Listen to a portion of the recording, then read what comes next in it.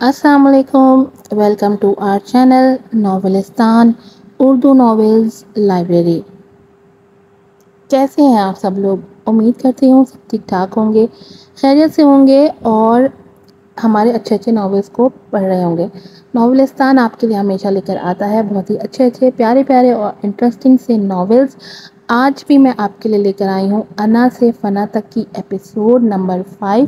اور میں آپ سے معذرت چاہتی ہوں، ایپیسوڈ بہت لیٹ ہو گئی کیونکہ میری طبیعت خراب تھی 3 دن سے بہت، اور اس لیے میں ایپیسوڈس ریڈی تھی لیکن میں وائس ڈب نہیں کر پا رہی تھی. چلیں اب جلدی سے اچھے بچوں کی طرح چینل کو سبسکرائب کر دیں، ویڈیوز کو لائک کیجیے گا، شیئر کیجیے گا، اور اب بڑھتے ہیں ایپیسوڈ کی طرف.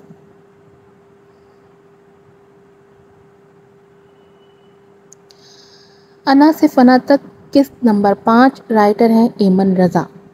مصطفیٰ فون اٹھاؤ، مجھے تمہاری ضرورت ہے. وہ کپ کپاتے ہوئے ہاتھوں سے بار بار اس کا نمبر ڈائل کر رہی تھی مگر وہ اس کا فون ہی نہیں اٹھا رہا تھا. وہ اس سے ناراض تھا، وہ جانتا تھا وہ کال کرے گی، اس لیے اس نے ناراضگی ظاہر کرنے کے لیے فون بند کر دیا اور یہی امید کی بس ہوئی تھی. اس نے فوراً ایمبولینس کو کال کی تھی اور ولید صاحب کو ہاسپٹل لے گئی تھی. ہاسپٹل کی سفید کشادہ زرد دیواریں اس کے اندر تک تاریکیاں پیدا کر رہی تھیں. وہ تو ولید صاحب کے بغیر اپنی زندگی تصور بھی نہیں کر سکتی تھی. کجا کہ انہیں کچھ ہو جاتا تو وہ کہاں جاتی. ڈاکٹر کے باہر آنے پر وہ تڑپ کر ان تک پہنچی. Doctor what happened? اس نے انگریزی میں دریافت کیا. یہ ان کا دوسرا ہارٹ اٹیک تھا جن سے ان کی جان بمشکل بچی ہے. ایسا کیا اسٹریس دیا گیا ہے انہیں؟ ہم آپ کو سختی سے تلقین کر رہے ہیں کہ انہیں کسی بھی ہلکی سی بھی پریشانی سے دور رکھیں، ورنہ ذرا سا بھی جھٹکا وہ برداشت نہیں کر پائیں گے اور آپ انہیں کھو دیں گے. انہیں ہاسپٹل میں ایڈمٹ کر لیا گیا ہے. جو ان کی حالت ہے ہمیں نہیں لگتا وہ گھر میں گزارا کر پائیں گے. وہ اسے کہہ کر جا چکے تھے. پیچھے وہ لرزتے قدموں سے ڈھہ گئی تھی. اس نے کپ کپاتے ہاتھوں سے رحمان کو کال ملائی تھی. وہ اس سے پوچھنا چاہتی تھی کہ اس نے آخر بابا کو ایسا کیا کہا کہ نوبت یہاں تک آ پہنچی ہے، مگر رحمان کا فون بھی بند جا رہا تھا. اس نے سب کو کال ملائی مگر کوئی نہیں تھا وہاں اس کی سننے والا.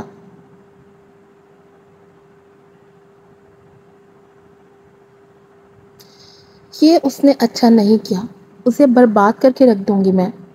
نور اپنی سہیلی سے بولی جو اس کی بدلے کی آنکھ اور پھڑکا رہی تھی. آخر تم کرنے کیا والی ہو؟ وہ اس کے ارادے جاننا چاہتی تھی.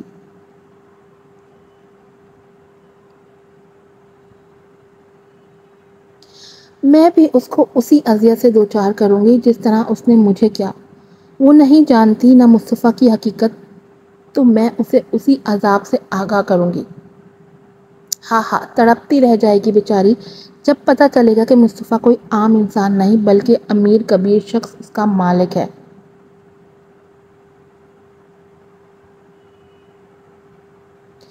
وہ شیطانی کہہ لگاتی آنسو پہ پہنچتے بولی تو اس کی بات پر اس کے دوست حیرت سے اسے تکنے لگی تھی. رحمان آج ملیحہ سے ملنے اس کے گاؤں آیا تھا. وہ وقت کے مطابق ان کھیتوں میں چھپا ہوا تھا جہاں سے وہ اسے اپنے فلیٹ پر لے جا کر غلط کام کرنے کا ارادہ رکھتا تھا. اور آج ایک اور ہوا کی بیٹی اندھی کھائی میں چھلانگ لگانے والی تھی. کسی نامحرم کی محبت پر یقین کر اس کے روبرو ہونے جا رہی تھی، اس بات سے انجان کہ اب وہ کبھی کسی اور کے روبرو ہو بھی پائے گی، نظریں ملا بھی پائے گی یا نہیں. دور سے ملیحہ کو آتے دیکھ اس کی آنکھوں میں شیطانی چمک ابھری تھی. اپنے شکار کو یوں قریب آتے دیکھ ملیحہ چادر کا نقاب کرتی وہاں ادھر ادھر محتاط انداز میں دیکھتی اس کے قریب آئی تھی. فوراً اس کے پاس آنے پر رحمان نے فوراً اس کا ہاتھ پکڑا تھا. تم آ گئی جان، چلو اب مجھ سے انتظار نہیں ہو رہا. بہت خوبصورت سرپرائز پلان کیا ہے تمہارے لیے، وہ اسے اپنے جال میں پھنساتا ہوا بولا. زیادہ دیر تو نہیں لگے گی نا رحمان بھائی، جلدی آ جاتے ہیں، بس 1-1.5 گھنٹے تک ہم آ جائیں گے میری جان. ایسے محبت بھرے مناظر دیکھ کر جھاڑیوں میں ہلچل ہوئی تھی. مگر ان کے دیکھتے ہی جھاڑیاں ساکن ہو گئی تھی۔ کوئی ہے حیدر یہاں؟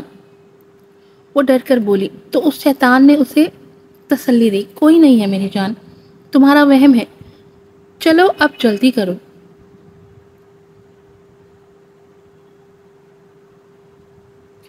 اور دیکھتے ہی دیکھتے وہ اسے وہاں سے لے کر اوجھل ہو چکا تھا اپنا گندا مقصد انجام دینے کے لیے۔ ولید صاحب کی طبیعت اب بھی سیٹل نہیں تھی۔ 2 راتوں سے امید وہیں ہاسپٹل میں ہی قیام پذیر تھی۔ مصطفیٰ سے اس کا کوئی رابطہ نہیں ہوا تھا اور نہ ہی وہ اسے بتا پائی تھی کہ ولید صاحب کی طبیعت ناساز ہے، ورنہ وہ سب کام چھوڑ چھاڑ کر وہاں چلا آتا۔ اب بھی وہ ہاسپٹل کے لان میں واک کر رہی تھی، خاموشی میں چلتی وہ چاند کو یکٹک دیکھتی، بس مصطفیٰ کے بارے میں سوچ رہی تھی۔ میں تمہیں کن لفظوں میں بیان کروں مصطفیٰ، تم میری آج کی چاہت نہیں، سالوں کی ریاست ہو، جس ہم سفر کے چھاؤں میں پوری زندگی گزارنا چاہتی ہوں۔ آخر تمہیں کیسے بتاؤں، تمہارے نام کو اپنے ہاتھوں کی مہندی میں کتنی شدت سے بسانا چاہتی ہوں۔ وہ اپنے ہاتھوں کی لکیروں کو دیکھ من ہی من میں بولی،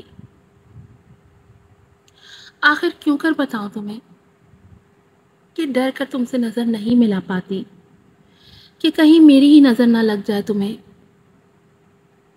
اور اگر کبھی تم سے نظریں مل بھی جائیں تو یکٹک ان میں کھو جاتی ہوں۔ ان آنکھوں کا صدقہ اتارنا مجھ پر فرض ہو جاتا ہے، تمہیں دیکھ کر صدقہ اتارے بغیر میں نہیں رہ پاتی کہ کہیں میری ہی نظر نہ لگ جائے تمہیں۔ کیسے کہہ دوں میں آخر کہ تم میں ہی تو جان اٹکی ہے میری سب وفائیں تمہارے نام ہیں، بس کہہ نہیں پاتی۔ کیا تم خود نہیں دیکھ پاتے کہ تمہاری ان وفا بھری آنکھوں میں میرا جہاں پناہ ہے؟ میں اپنے لمحوں پر یہ بات نہیں لا پاتی کہ کس شدت سے تمہیں چاہا ہے میں نے، کیونکہ اتنی ہمت ہے ہی نہیں مجھ میں۔ میں ڈرتی ہوں کہ اپنی محبت زبان پر لانے سے کہیں کھو نہ دوں تمہیں۔ تم ہی جان لو نا میری آنکھیں پڑھ کر کہ تم میں ہی میرا جہاں بستا ہے، تم ہی میرے وہ واحد سہارے ہو جس کے کاندھے پر سر رکھ کر میں رو سکتی ہوں، لیکن تمہیں کھو نہیں سکتی۔ اگر میں نے تمہیں کبھی بتا دیا اور کہیں تم مجھ سے بیزار ہو گئے تو کہاں جاؤں گی میں؟ اگر میں مطلبی ہوں تو میں ہوں، کیونکہ نہیں ہے مجھ میں اتنا جگرا اپنے پیار کو کھونے کا۔ میرے تو سگے باپ تک نے مجھے اپنانے سے انکار کر دیا تھا، اب اگر تم بھی مجھے چھوڑ گئے تو کہاں جاؤں گی میں، کیسے زندہ رہوں گی میں؟ تم شاید مجھے سیلفش سمجھو، مگر میں اقرار نہیں کروں گی، لیکن میرا دل جانتا ہے کہ تم ہو تو میں ہوں، تم نہیں تو امید کچھ بھی نہیں۔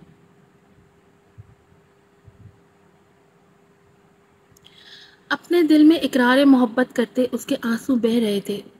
اگر مصطفیٰ یہ سب سن لیتا تو خوشی سے ہی مر جاتا، مگر افسوس وہ یہاں نہیں تھا۔ وہ ڈرتی تھی اس بات سے کہ کہیں اس کے باپ کی طرح وہ بھی اس سے کہیں غافل نہ ہو جائے۔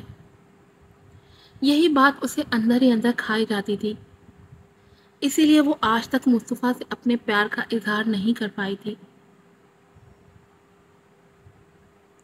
مگر یہ پیار کا اظہار نہ کرنا اسے کس دوراہے پر لا کر کھڑا کرنے والا تھا، ابھی وہ اس سے انجان تھی۔ دل کی بات دل میں ہی رکھنے سے وہ کتنا بڑا خسارہ اٹھانے والی تھی، یہ وہ نہیں جانتی تھی۔ اگر وہ جان جاتی تو وہ کبھی دیر نہ کرتی۔ انہی سوچوں میں گھری وہ ہاسپٹل کے اندر ولید صاحب کے پاس واپس جا چکی تھی۔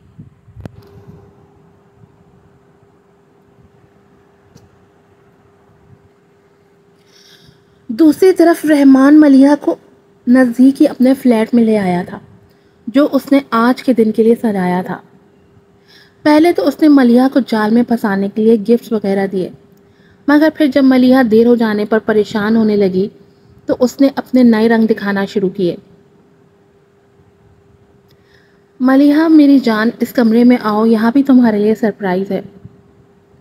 وہ بھی پیار میں اندھی لڑکی اس پر یقین کر کمرے میں چلی آئی۔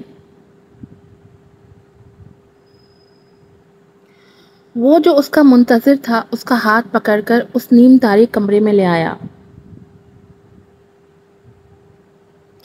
اس اچانک افتاد پر وہ بوکھلا گئی۔ وہ دروازہ بند کر کے اس کی جانب گھوما۔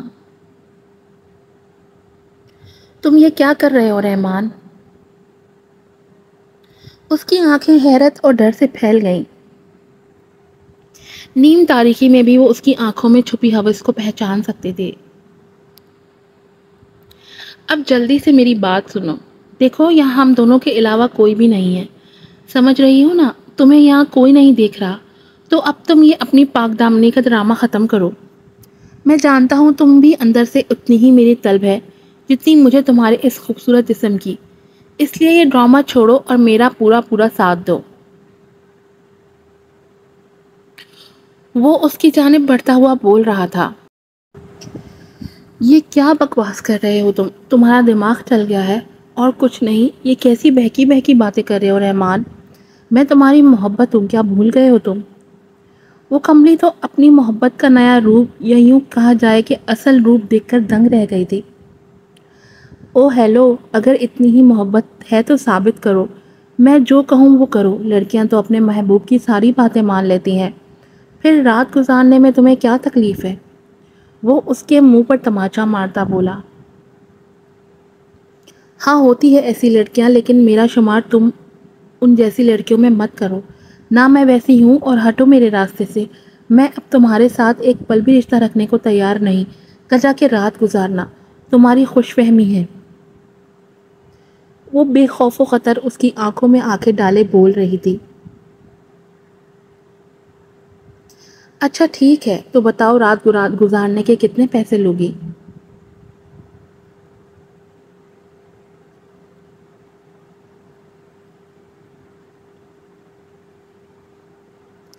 اب رحمان کا دل آ گیا ہے تم پر، رات گزارے بنا تو نہیں ٹلوں گا میں۔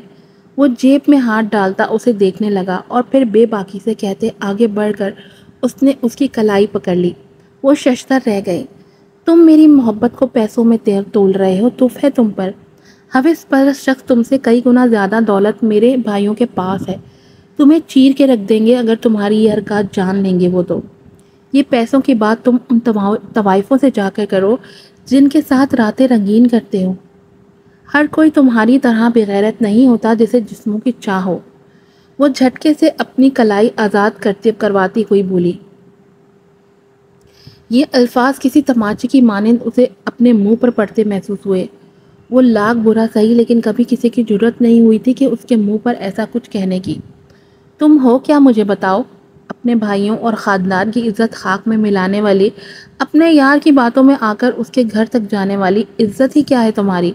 یہ ڈرامے ختم کرو اب اور شرافت سے قریب آؤ، ورنہ اچھا نہیں ہوگا۔ وہ پھر سے اس کی جانب بڑھنے لگا۔ چٹاخ! جیسے ہی اس نے ملیحہ کو پکڑا، اس نے رکھ کر ایک تھپڑ جڑا تھا رحمان کے منہ پر، جو ششدر رہ گیا تھا۔ آئندہ مجھ سے دور رہنا، اپنے جیسے لوگوں کو دعوت دیا کرو ایسے کاموں کی۔ میری محبت کو تو مار ہی دیا ہے تم نے، اب اپنی شکل بھی مت دکھانا کبھی۔ وہ سسک کر بولی۔ وہ ہنکار بڑھتی تیزی سے باہر نکل گئی۔ ٹھیک ہے، مطلب تم ایسے نہیں مانو گی، وہ دانت پیستا ہوا بولا۔ وہ تیز تیز قدم اٹھاتی وہاں سے بھاگنے لگی۔ دل کی دھڑکن معمول سے تیز ہو چکی تھی کہ کہیں وہ اسے پکڑ ہی نہ لے، مگر گھر والوں کو دھوکہ دینے کا دکھ شدت سے ہوا تھا۔ مگر وہ نہیں جانتی تھی کوئی دیکھے نہ دیکھے رب تو دیکھ رہا ہے، اس سے کوئی پردہ نہیں ہوتا۔ اتنی دیر سے وہ اپنے گھر والوں سے جھوٹ بول کر ان کی آنکھوں میں دھول جھونک رہی تھی۔ اس کی سزا اسے شدید ملنے والی تھی۔ اس سے پہلے کہ وہ فلیٹ سے باہر جاتی، رحمان نے اسے پیچھے کھینچا تھا کہ اس کی آستین پوری طرح پھٹ چکی تھی۔ اس کی دل دہلا دینے والی چیخ فلیٹ میں گونج کر رہ گئی تھی۔ اس نے وہاں سے بھاگنے کی کوشش کی، جدوجہد کی، مگر وہ اس کو پوری طرح جکڑ چکا تھا۔ اور اٹھا کر زبردستی کمرے میں لا کر بیڈ پر دھکیل دیا تھا۔ اس کا سر اتنی شدت سے بیڈ کے کونے سے ٹکرایا تھا کہ اس کی آنکھوں کے آگے اندھیرا چھا گیا تھا۔ آنکھیں برسنے لگی تھی درد سے۔ 2 منٹ تک اسے لگا وہ ہوش کی دنیا سے غافل ہو چکی ہے۔ رحمان لب دبائے اسے دیکھنے لگا۔ ملیحہ کا سر دوپٹے سے بے نیاز تھا۔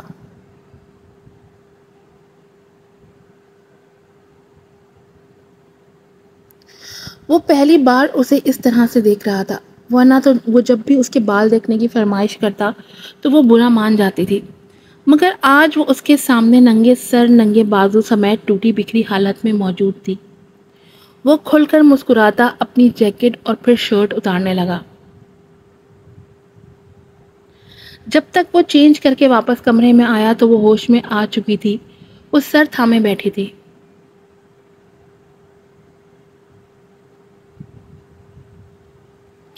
کیسا لگ رہا ہے بیبی؟ ٹوٹی بکھری حالت میں مزہ تو تب آئے گا جب میری باہوں میں ٹوٹ کر بکھرو گی۔ I swear I damn like untouched girls۔ وہ اپنے ہونٹوں پر زبان پھیر خباثت سے بولا تو وہ شدت درد، دکھ، دھوکے دہی اور ڈر کے مارے بری طرح رو دی تھی، جس پر وہ کہکا لگا کر رہ گیا۔ وہ اس کے سامنے بیٹھتا ہوا بولا۔ وہ اچھل کر پیچھے ہو گئی تھی اور اس کے بے حد قریب آنے پر آنکھیں باہر نکل آئی تھی۔ آگے والے وقت کا سوچ کر وہ خوف سے تم کیا کرنے والے ہو؟ پیچھے ہٹو، میں جان لے لوں گی تمہاری۔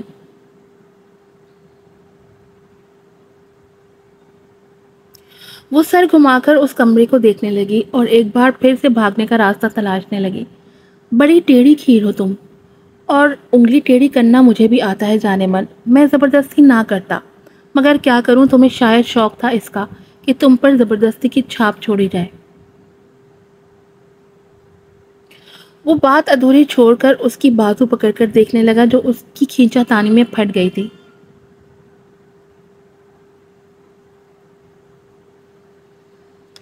چھوڑو مجھے پلیز، مجھے میرے گھر جانے دو۔ اگر میں گھر نہ پہنچی تو میرے بھائی میرے ساتھ ساتھ تمہیں بھی مار دیں گے۔ ملیحہ اسے بھی ڈراتے ہوئے بولی، مگر وہ شخص تو ابلیس بنا بیٹھا تھا۔ بھلا کہاں وہ ملیحہ کی بودی دھمکیوں میں آنے والا تھا؟ لیکن وہ بھی اس بات سے انجان تھا کہ یہ دھمکیاں خالی خلی نہیں، بلکہ عنقریب وہ بھی اس عذاب میں پوری طرح بھنور کی طرح پھنسنے والا تھا۔ ملیحہ کے اشک تو جیسے بےتاب تھے بہنے کو۔ یہ دھمکیاں کسی اور کو دینا، ڈرتا تو میں اپنے باپ سے بھی نہیں ہوں۔ اور رہی بات تمہارے گھر جانے کی، یہ بھی خوب کہی، چلی جانا، اتنی جلدی بھی کیا ہے؟ مجھے بھی کوئی شوق نہیں تمہیں اپنے پاس رکھنے کا، لیکن پہلے مجھے میرا کام تو کرنے دو، جس کے لیے اتنے پاپڑ بیلے، تمہیں اپنی محبت کے جال میں پھنسایا، اور آج تم یہاں میرے بیڈ پر موجود ہو۔ یا اللہ، 14 اگست ختم ہو گئی، لیکن اللہ معاف کر، جب تک یہ باجے ٹوٹیں گے نہیں یہ بجاتے رہیں گے۔ پتہ نہیں یہ کون سی 14 اگست ہے جس میں باجے بجانا فرض ہے۔ وہ اس پر گرفت مضبوط کرتا ہوا بولا۔ وہ اشک بہاتی فریاد کر رہی تھی، لیکن وہ ظالم دیو بنا ہوا تھا۔ اس نے ہاتھ بڑھا کر لیمپ بند کر دیا، اور پھر ہوا تھا اس کا شیطانی کھیل شروع۔ اس کے ہاتھ ملیحہ کے انگ انگ پر سرایت کر رہے تھے۔ وہ چیخ رہی تھی، سسک رہی تھی، عزت کی بھیک مانگ رہی تھی، مگر وہ ابلیس سن کہاں رہا تھا۔ وہ اسے بری طرح نوچ کھسوٹ رہا تھا، جس کی بے حرمتی کر رہا تھا، اسے کانچ کی گڑیا کی طرح توڑ مروڑ رہا تھا، اور آہستہ آہستہ ملیحہ کی تمام تر مزاحمت دم توڑ گئی تھی۔ وہ حیوان بنا اس کی ذات تک سے لے کر غرور تک کو تار تار کر گیا تھا، اور وہ کچھ نہ کر پائی تھی۔ محبت کونے میں پڑی اپنی تباہی پر ماتم کنا تھی۔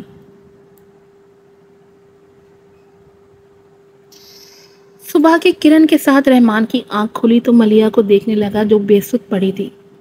ارے اتنی خماری رات کے بعد بھی لگتا ہے تمہارا دل نہیں بھرا؟ وہ اس کی بازو ہلاتا ہوا بولا۔ وہ کسی بے جان وجود کی مانند پڑی ہوئی تھی اور ایک طرف کو لڑک گئی۔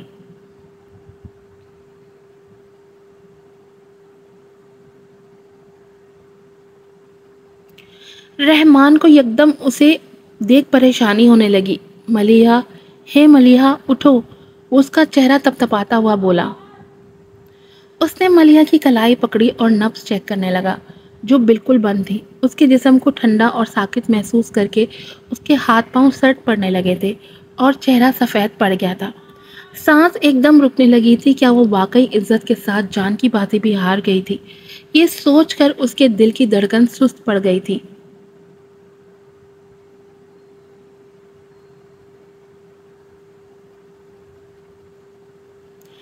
پہلے تو اس کے ساتھ ایسا کبھی نہیں ہوا تھا۔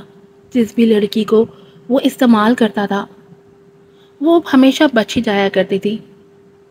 90% تو اس میں لڑکیوں کی مرضی بھی شامل ہوتی تھی، لیکن جس کسی کی بھی مرضی شامل نہ ہوتی تو وہ ایسے مرتی نہیں تھی۔ وہ پریشانی سے اٹھ کر ٹہلنے لگا تھا اور بالوں میں ہاتھ پھیرنے لگا تھا۔ پریشانی اس کے انگ انگ سے واضح ہو رہی تھی۔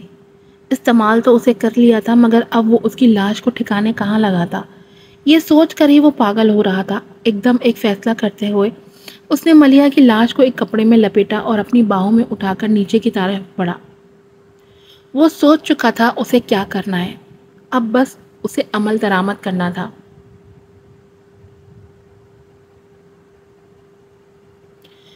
اس نے نظریں بچاتے ہوئے ملیحہ کی لاش کو گاڑی کی پچھلی سیٹ پر ڈالا۔ اس کی دھڑکنیں اتنی تیز دھڑک رہی تھیں کہ کانوں میں ڈھول کی طرح بجتی ہوئی محسوس ہو رہی تھی۔ اس نے لاش کو دیکھتے ہوئے ایک دم تھوک نکلا اور آ کر ڈرائیونگ سیٹ پر بیٹھ گیا۔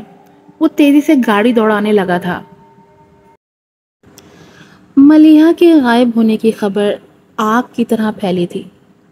حویلی میں سب بے انتہا کے پریشان تھے، جبکہ یارق شاہ کی آنکھوں میں خون اتر آیا تھا۔ بے عزتی کے ڈر سے وہ لوگ پولیس اسٹیشن بھی نہیں جا سکتے تھے۔ رات سے دن ہو گیا، اس کا کچھ معلوم نہیں ہوا۔ اللہ میری بچے کی حفاظت کرنا، ملیحہ کی امی اشک بہاتی ہوئی بولی۔ مجھے تو کچھ سمجھ میں نہیں آ رہا کہ کیا کروں۔ بدنامی کے ڈر سے نہ پولیس اسٹیشن جا سکتا ہوں، نہ ہی کسی سے استفسار کر سکتا ہوں۔ یارق شاہ سرخ آنکھوں سمیت بولا۔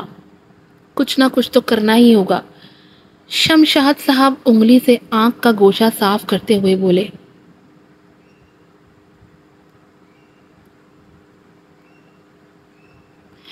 دوبارہ سے اس کی کسی دوست کو فون کرنا تھا، شاید اب کچھ پتہ چل گیا ہو۔ ان کی بیوی آس سے انہیں دیکھ رہی تھی۔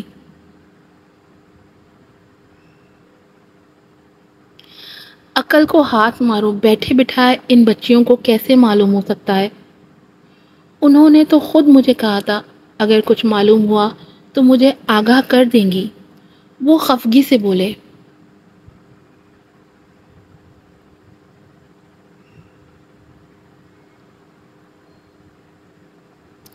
کہیں وہ بھاگ تو نہیں گئی؟ یارق شاہ جبڑے بھینچتے خون خون ہوتی آنکھوں سے بولا تو پوری حویلی میں سناٹا چھا گیا، جیسے موت سی ٹھنڈک چھا گئی ہو۔ آج کی ایپیسوڈ یہیں پہ ختم ہوتی ہے۔ بہت برا ہوا ملیحہ کے ساتھ۔ کیسے آپ بھروسہ کر سکتے ہیں کسی کے اوپر؟ نہیں کرنا چاہیے تھا۔ اس کی ایک غلطی نے اس کی زندگی کا چراغ گل کر دیا۔ کیا کرے گا اب یارق شاہ؟ کیا سہ پائے گا یہ بے عزتی؟ کیا ہوگا عمر شاہ کا فیصلہ؟ کیسے برداشت کرے گا اپنی بہن کی بے عزتی؟ یہ سب جاننے کے لیے آپ دیکھتے رہیے انا سے فنا تک اور انتظار کریے اگلی ایپیسوڈ کا۔ ایک اور بات میں آپ لوگوں سے کرنا چاہتی ہوں، پچھلے ایک ناول میں بھی کی تھی۔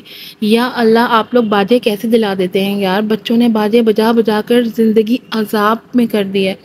14 اگست ختم ہو گئی لیکن ان کے باجے سلامت ہیں، اور بجا بجا کے صبح سے سر میں درد دے دیا ہے۔ اور مجھے سمجھ میں نہیں آتے، صبح ہی صبح 7 بجے اسکول جانے سے پہلے باجے کون بجاتا ہے یار؟ اور اسکول سے آتے کے ساتھ ہی باجے بجنا شروع ہو جاتے ہیں۔ ابھی بھی مسلسل 5 بجے سے یہ لوگ باجا بجا رہے ہیں، اور یہ دیکھیں یہ ٹائم ہو گیا 9 بج رہے ہیں اس ٹائم پہ، اور نہ ابھی تک باجے بج رہے ہیں، اور اتنی زور زور سے بجاتے ہیں کہ سم ٹائمز تو قسم سے ایک دم سے بندہ چونک جاتا ہے۔ آپ لوگ کیسے بچوں کو اس چیز کے لیے پیسے دے دیتے ہیں؟ آپ لوگوں کو خود بھی سختی کرنی چاہیے بچوں کے اوپر کہ ان کو کیا خریدنا ہے کیا نہیں خریدنا ہے۔ بتائیں 5-5 سال کے بچے باجے بجا رہے ہیں، پاں پاں پاں، قسم سے انڈے سے نکلے نہیں ہیں ابھی اور ان کے باجے شروع ہو گئے۔ پلیز احتیاط کیجیے۔